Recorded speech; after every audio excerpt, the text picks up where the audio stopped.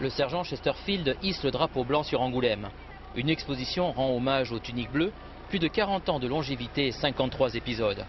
À l'intérieur, leur dessinateur rencontre un jeune public émerveillé par le coup de crayon. J'ai peut-être lu beaucoup de BD quand j'étais plus jeune. Et alors, voilà, j'ai eu envie d'en faire. Je ne poursuis pas un but. Bon, tant mieux si les gens aiment ça, s'il y a des gens qui s'intéressent, mais je vais vous paraître peut-être bizarre, mais enfin, voilà. Pour moi, la BD, ça reste quelque chose d'amusant, et tant que ça m'amuserait, quand ça ne m'amusera plus, j'en ferai plus.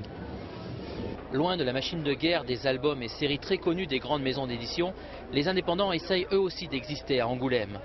Et pour les jeunes auteurs, il faut être présent en permanence sur le stand. C'est plus faire un peu l'animal de foire en dessinant. Ils aiment bien regarder que dessiner.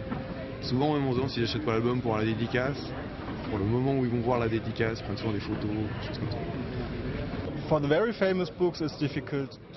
Pour les livres les plus connus, c'est très difficile d'obtenir un dessin ou une simple dédicace. Tu dois parfois faire la queue en prenant un ticket, et ça peut vite devenir très ennuyeux.